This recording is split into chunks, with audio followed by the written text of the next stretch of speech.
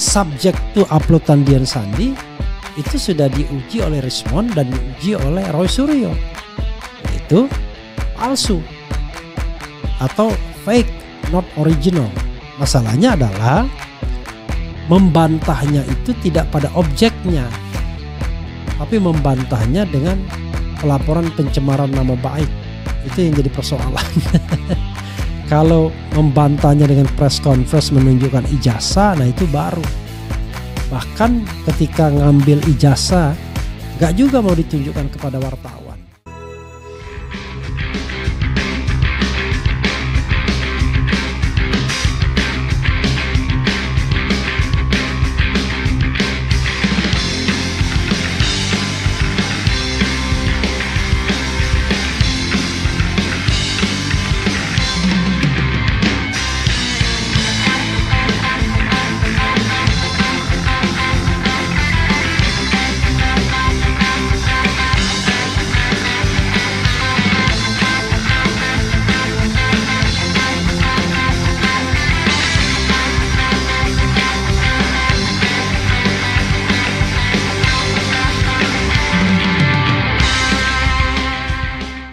Ini ada hal yang menarik ya dari pemeriksaan Dian Sandi sebagai orang yang mengunggah ijazah yang katanya asli. Tolong diunggah lagi ya.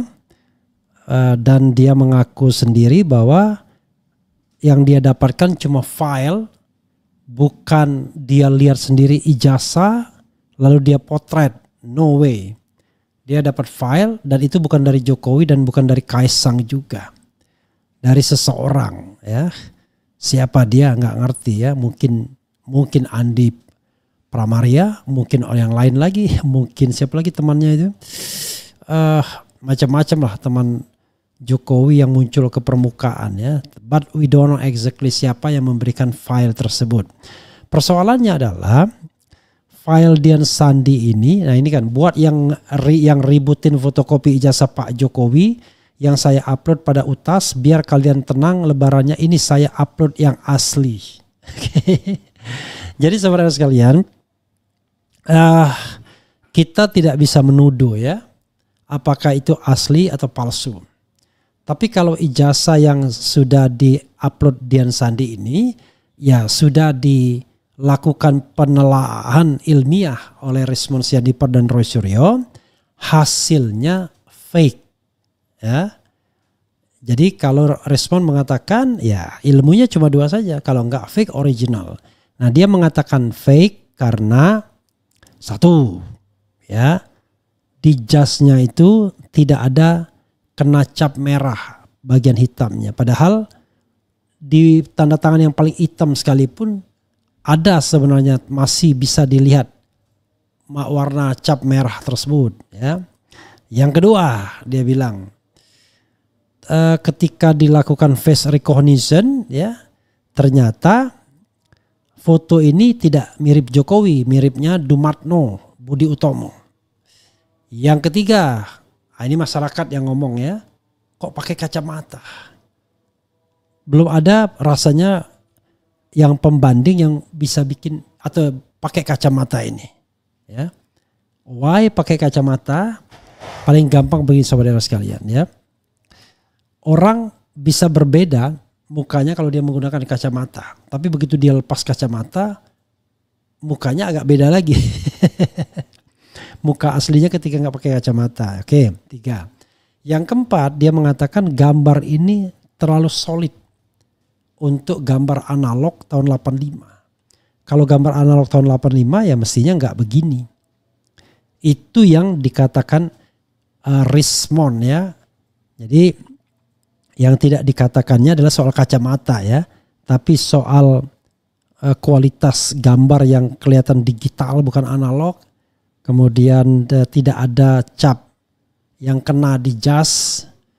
Kemudian juga terkait face recognition Dumatno. 3 hal itu dikatakan Richmond dan kurang lebih hal yang sama dikatakan juga oleh Roy Suryo, terutama soal face recognition.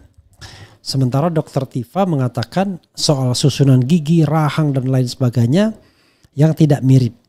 Itu yang dikatakan. Nah maka kemudian oleh baik Roy Suryo maupun Hasiholan, Rismond Hasiholan Sianipar, ya ini barang fake.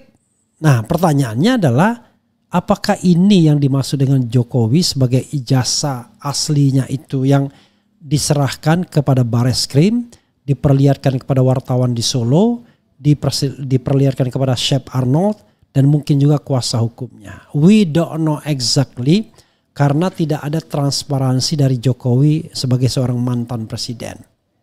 Jadi kita masih bertanya-tanya apakah yang ini. Tapi ijazah ini officially dipamerkan dalam big screen ketika ada reuni Fakultas Kehutanan angkatan Pak Jokowi dan dipamerkan oleh Sigit Sunarta Dekan Fakultas Kehutanan serta diupload oleh Dian Sandi yang diakuinya, dikatakannya dengan keyakinan penuh sebagai ijazah yang asli. Bahkan dia menyindir orang-orang yang selama ini ribut tentang tidak asli dan lain sebagainya. Buat yang ributin fotokopi ijazah Pak Jokowi yang saya upload pada UTAS, biar kalian tenang lebarannya, ini saya upload yang asli. Dia bilang upload yang asli. Itu kontroversinya, dan kontroversi itu tidak bisa disalahkan karena Rismond melakukan itu berdasarkan yang namanya teknologi, yaitu digital forensik, dan ilmu dia. Untuk tahu yang begitu-begitu dia belajar di Jepang sampai PhD. Roy Suryo juga dikenal sebagai ahli yang seperti ini. Mereka tidak bekerja dengan mata telanjang, tapi mereka bekerja dengan aplikasi, bukan aplikasi gratisan, aplikasi langganan. Lalu mystery guest saya juga mengatakan kalau kita lihat nomornya 1120 ini nomor Pak Jokowi misalnya, maka ijazah yang ini tidak identik dengan ijazah nomor 1115 dan 1117. 1115, 1117 identik. Tapi 1115 tidak identik dengan 1120 dan 1117 juga tidak identik dengan 1120. Begitu saudara sekalian, mungkin bisa ditampilkan thumbnailnya juga, boleh juga ya. Oke, karena itu kita mau bacakan apa yang diberitakan soal Sandi ini ya setelah dia diperiksa. Yang jelas ya dia mengaku bahwa dia tidak mendapatkan langsung. Jadi dia sendiri juga tidak melihat sosok sang ijazah ya. Dia tidak melihat langsung sosok sang ijazah ya. Oke. Coba kita bacakan ini ya. Ini dari CNN Indonesia, posting foto ijazah Jokowi, kader PSI mengaku dapat dari teman. Oke, Jakarta, CNN Indonesia, kader Partai Solidaritas Indonesia PSI Dian Sandi Utama mengaku foto ijazah Presiden RI ke-7 RI Joko Widodo Jokowi yang diunggah di akun media sosialnya diperoleh dari seorang teman ya. Hal itu merupakan jawaban dirinya saat ditanya penyidik Polda Metro Jaya yang memeriksanya sebagai saksi atas laporan Jokowi terhadap Roy Suryo dan kawan-kawan yang menuding ijazahnya palsu. Usai pemeriksaan, Dian mengatakan unggahan foto ijazah di media sosialnya itu turut ditanyakan oleh penyidik. Ia diperiksa selama kurang lebih 5 jam dan dicecar 25 pertanyaan. 5 jam ya. Kalau Jokowi 22 pertanyaan cukup 1 jam saja. Itu ditanyakan juga dan itu sudah saya jelaskan bahwa ada beberapa yang saya jadikan referensi sehingga saya bisa mendapatkan foto itu. Tapi yang paling saya ditanyakan itu lebih ke soal postingan yang sebelumnya yang soal utas-utas itu, tutur Dian di Mapolda Metro Jaya. Kemudian Dian pun menegaskan foto ijazah itu tidak ia peroleh dari Jokowi ya. Dia juga mengaku tak mendapat foto ijazah itu dari anak bungsu Jokowi, Kaisang Pangarep selaku ketum PSI. Itu sudah saya jelaskan bahkan berkali-kali di podcast Siniar. Saya jelaskan juga di media bahwa saya tidak diberikan oleh Kaisang, saya tidak diberikan oleh Jokowi, saya tidak diberikan oleh UGM. Itu sudah berkali-kali dan tetap penjelasan saya seperti itu, kata dia. pertanyaannya adalah dari mana dia yakin itu asli? Kalau tidak dari sumber yang kredibel, ya. Sumber yang kredibel tentu Jokowi sendiri. Karena dia sang pemilik ijazah. Kalau dikasih Kaisang bolehlah, kan satu rumah, ya. Oke. Kemudian itu saya dikirimkan teman dokumen digital. Is it dokumen digital, ya? Dokumen digital. Sudah melalui salinan beberapa kali sampai di tangan saya, Timbuja. Sudah melalui salinan beberapa kali. Dalam pemeriksaan itu kata Dian, penyidik juga sempat menanyakan perihal alasan dirinya mengunggah foto ijazah Jokowi. Yang saya jelaskan bahwa postingan itu saya posting karena banyak sekali pertanyaan yang menyudutkan saya ketika saya menceritakan Pak Jokowi berdasarkan cerita Pak Andi itu. Akhirnya saya posting itu, ujarnya. Oh, berarti Andi Pramaria juga sama, ya. Jangan-jangan sumbernya dari Andi ini. Dan jangan lupa Andi ini tokoh yang dalam tanda kutip, ya. Sebelumnya Jokowi melayangkan laporan terkait dugaan fitnah itu atau pencemaran nama baik buntut tudingan ijazah palsu ke Polda Metro Jaya. Kronologis perkara yang dilaporkan adalah pada tanggal 26 Maret 2025 di sekitar Karet Kuningan, Jakarta Selatan, pelapor selaku korban mulai mengetahui adanya video melalui media sosial berisi pernyataan fitnah dan pencemaran nama baik dengan pernyataan ijazah palsu S1 dari sebuah universitas milik pelapor atau korban. Kata Kabid Humas Polda Metro Jaya Kombes Ade Ari Syam Indradi kepada wartawan. Luar biasa. Ya, sobat era sekalian, itu yang bisa kita bacakan bahwa dia mengaku. Sebelumnya sih memang ketika didesak Roy Suryo, dia tidak bisa mengatakan itu dari Jokowi. Artinya ya masih bertanya kita, mana ijazah asli Jokowi sesungguhnya. Jadi masih gelap. Tapi kalau yang di-upload Dian Sandi, ya subjek to uploadan Dian Sandi itu sudah diuji oleh Rismond dan diuji oleh Roy Suryo. Yaitu palsu atau fake, not original. Masalahnya adalah membantahnya itu tidak pada objeknya, tapi membantahnya dengan pelaporan pencemaran nama baik. Itu yang jadi persoalan. Kalau membantahnya dengan press conference menunjukkan ijazah, nah itu baru. Bahkan ketika ngambil ijazah, nggak juga mau ditunjukkan kepada wartawan. Kenapa harus tunjukkannya di depan hakim dan di depan pengadilan? Sementara ya ada sebuah skenario dalam tanda kutip, sekali lagi ya, dugaan ini untuk membuat pengadilan lumpuh. Sehingga tidak bisa sampai pada tahap pembuktian ada tidaknya ijazah itu. Sebagaimana yang terjadi pada kasus Bambang Tri dan Gus Nur. Bambang Tri dan Gus Nur dikatakan telah menyebarkan berita bohong mengenai ijazah palsu. Dan kemudian dihukum 6 tahun penjara. Dalam tingkat banding, pasal yang digunakan itu kemudian dianulir, diganti pasal lain, ujaran kebencian yang berbasis sara. Karena 4 tahun. Padahal sesungguhnya kalau penerapan hukumnya keliru ya harusnya bebas. Ya saudara sekalian, itu yang harus kita pahami ya. Dan mengenai ijazah ini banyak kontroversinya.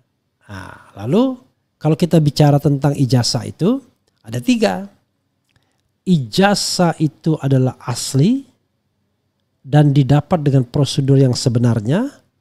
Ijazah itu asli tapi tidak didapat dengan prosedur yang sebenarnya, atau ijazah itu reproduksi. Nah, kok bisa ada ijazah asli tapi tidak dengan prosedur? Itu yang namanya aspal. Yaitu dia mendapatkan ijazah memang dari belangko universitas yang sama dengan pada saat teman-teman lainnya atau alumnus lainnya diberikan ijazah. Sama. Nah, tetapi dia sendiri tidak menyelesaikan, misalnya skripsinya tidak ada. Tentu tidak bisa dapat ijazah. Atau sama sekali aspal. Yaitu dibuat belakangan. Nah, kita tidak tahu yang mana yang benar ya. Asli, aspal, atau palsu. Itu saja pilihannya, sobat era sekalian. Jadi kalau seandainya ternyata yang diupload sandi itu bukan yang asli, misalnya nanti dipertunjukkan di pengadilan, oh ternyata bukan yang sandi punya, ya kita tidak tahu bagaimana nasib sandi selanjutnya. Kita tidak ingin ada yang dikorbankan soal ini. Tentu sandi kita anggap ketika dia mengupload ijazah ini dengan niat baik. Ya, apakah ada niat tidak baik? Mungkin ada. Yang niat baiknya adalah dia tidak tahu kebenarannya, tapi dia meyakini itu. Kan ada orang cuma meyakini, tapi sesungguhnya dia sendiri tidak punya referensi untuk mengatakan benar dan salah. Rizmon punya referensi untuk mengatakan fake or original. Punya ilmunya. Kita kan nggak punya. Kita hanya meyakini. Karena saya percaya dengan Rizmon, ya saya meyakini apa yang dikatakan dia benar. Saya percaya dengan Roy Suryo, saya meyakini apa yang dikatakan dia benar. Kenapa?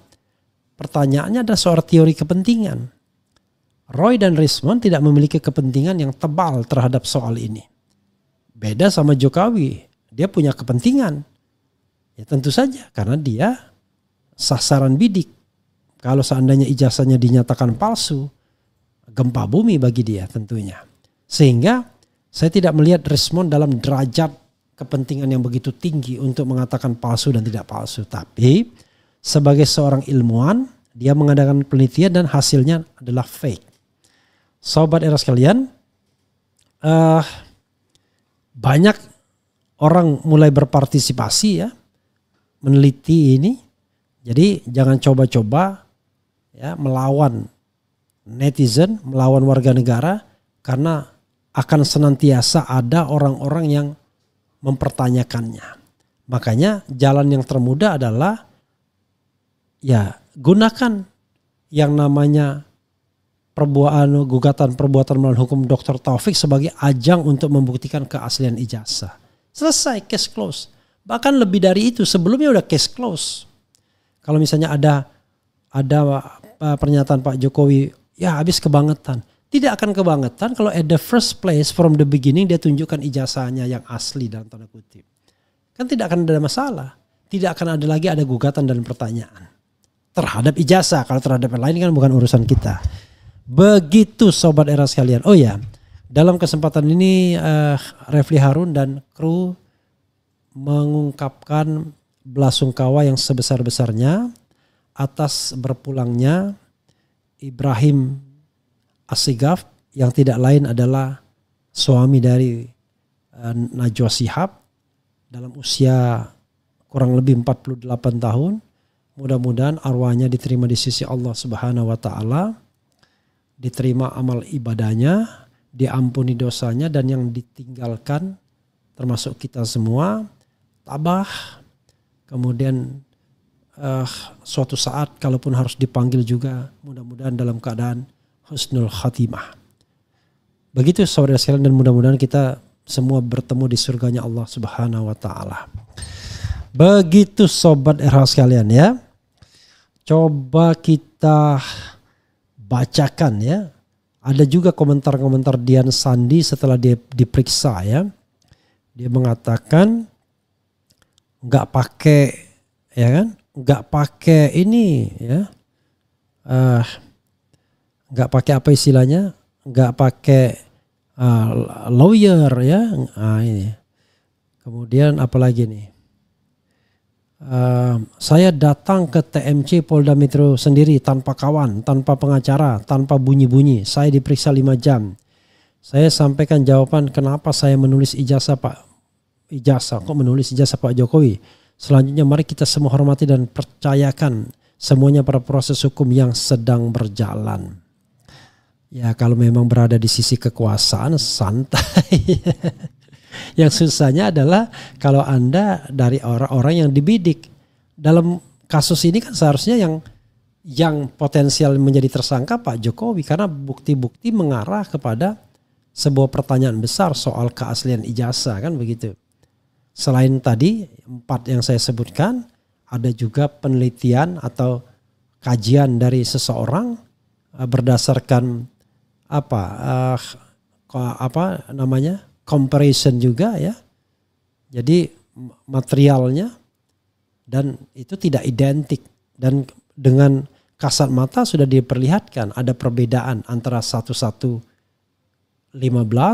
dengan dan 1120, which is Pak Jokowi punya ijazah menurut Dian Sandi dengan dari 1117 dengan 1120. Tapi 1115 dan 1117 itu identik, ya, sama. Jadi sudah dibilang ternyata dicetak dari plat yang berbeda. Begitu sobat RH sekalian. Jadi mudah sekali namanya kalau kita melihat sebuah keaslian ijazah. Nah, pertanyaannya adalah kalau dikembalikan ke UGM, mana yang asli dari 1117, 1115 dan 1120 itu? Apakah semuanya asli? Oh, hebat sekali kalau begitu. UGM berarti mencetak ijazah itu dari 2 plat yang berbeda minimal ya. Kalau ada ijazah versi lain, wah dari 3 plat yang berbeda. Nah, yuk kita jujur ya. Jangan karena kita kemudian ingin melindungi, kemudian kita mengabaikan fakta-fakta ini. Karena kalau pengakuan saya pernah kuliah dan lain sebagainya, itu sesuatu yang harus diverifikasi lagi. Ya, termasuk pengakuan Andi Pramaria misalnya, katanya dia wisuda bareng dan lain sebagainya, perlu diverifikasi lagi. Apakah sulit memverifikasi? Mudah sekali. Sepanjang penegak hukumnya independen. Penegak hukumnya netral. Tapi kalau penegak hukum menjadi bunker dari sebuah konspirasi misalnya, tak ada gunanya. Yang ada adalah orang yang mempertanyakan yang ditangkap, yang dipenjara. Masa negara kita begitu Pak Prabowo? Hak rakyat untuk tahu itu adalah hak asasi manusia. Ya, hak atas informasi. Pasal 28F Undang-Undang Dasar 1945.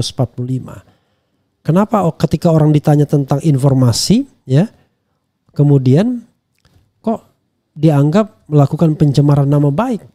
Padahal yang kita tanya adalah ijazah dari seseorang yang pernah menjadi Presiden Republik Indonesia dan sekarang masih menjadi elit atau Dewan Penasihat di Danantara. Kan begitu. Kenapa kemudian akhirnya orang yang mempertanyakan itu yang kemudian mendapatkan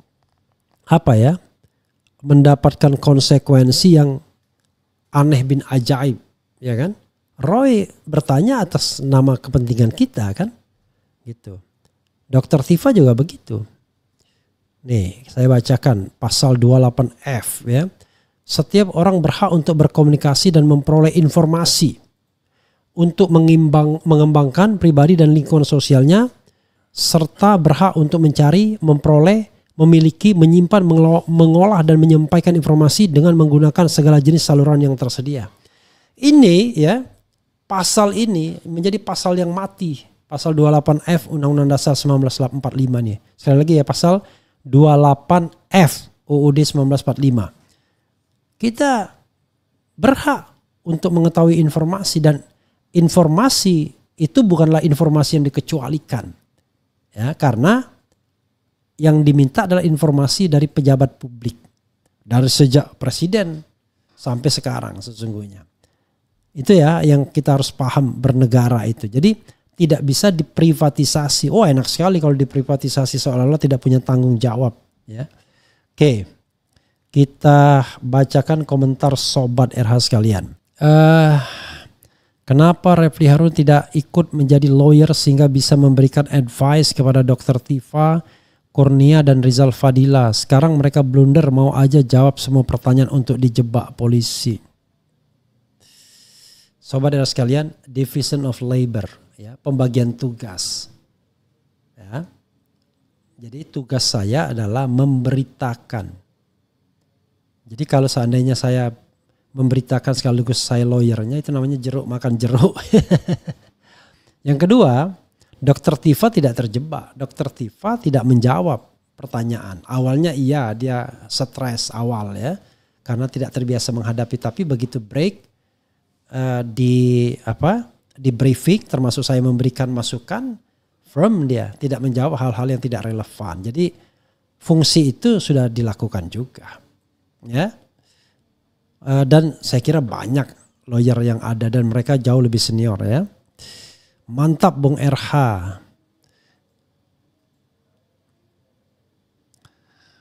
polisi harusnya menangkap orang ini menyebar hoax dan berbohong, juga menyebarkan dokumen palsu. Nggak usah tangkap menangkap lah, ya.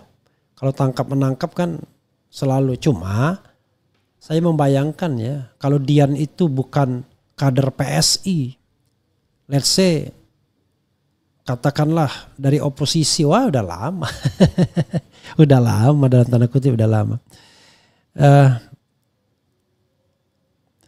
Kemudian dia nggak pandai ngomong, maka yang keluar-keluar itu pengacara itu yang berusaha dihindari biar nggak sampai ikut sidang pengadilan, karena ngomong aja nggak lancar, nanti dicecar hakim dan pelapor nganu-nganu. Ya. Kemudian Bang Refli, apakah ada delik pidana tentang kebohongan publik pejabat negara karena Mulyono sudah berbohong tentang Kasmujo dan IPK kurang dari 2,0, di mana IPK kurang dari 2,0 tidak mungkin boleh ikut sidang skripsi. Saya tidak ingin membahasnya lebih lanjut ya. Jelas saja yang namanya menyebarkan kebohongan itu pasti ada deliknya. Tetapi saya tidak mau mengatakan iya dan tidak, karena kita harus lihat dulu. Dulu ada orang menggunakan pasal 14, 15 Undang-Undang 1 1946 yang sebenarnya tidak relevan. Nah, pasal tentang kebohongan itu kembali masuk ke dalam Undang-Undang ITE ya, menjadi pasal 28 27 atau 28 ya. Pasal 28 kebohongan Undang-Undang ITE. Jadi masuk di undang-undang terbaru ya. Nah, ini pasal 28 ayat 1 jadinya. Setiap orang dengan sengaja dan tanpa hak menyebarkan berita bohong dan menyesatkan yang mengakibatkan kerugian konsumen. Oke. Ayat 2-nya kelihatannya ya. Ini pasal 28 ayat 3 ya. Gitu. Jadi pasal 28 ayat 3. Ini yang kemudian sekarang dipakai, dan ini pasal yang dimasukkan, ya kan?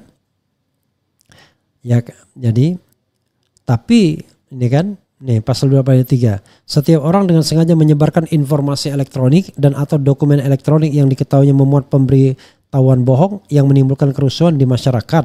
Oke. Tapi ada tapinya. Pasal ini dalam putusan MK sudah dibatasi yang menimbulkan kerusuhan di masyarakat. Ya kan? Menimbulkan kerusuhan di masyarakat, ya kalau Dian menurut saya kita harus objektif mengatakan tidak ada kerusuhan apa-apa. Entah kalau pihak sana selalu menganggap wah gaduh itu rusuh. Tidak. Kerusuhan itu harus sifatnya fisik. Ya. Tidak boleh cuma sekedar berdebat di televisi, di media sosial dan lain sebagainya. Nah, kalau pasal lain nantilah kita bahas ya. Mungkin ada pasal lain. Tapi apa sih susahnya? Kenapa kita selalu pengen memenjarakan orang? Ya kan?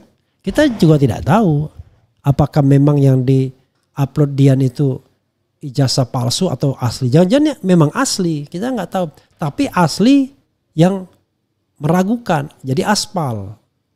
Jangan-jangan yang dipegang Pak Jokowi ya itu ijazahnya. Jangan-jangan kan begitu. Karena dari pengakuan orang wartawan yang diperlihatkan ijazahnya mengatakan bahwa yang ijazah yang diperlihatkan itu ya pakai kacamata itu yang juga memunculkan tanda tanya ya.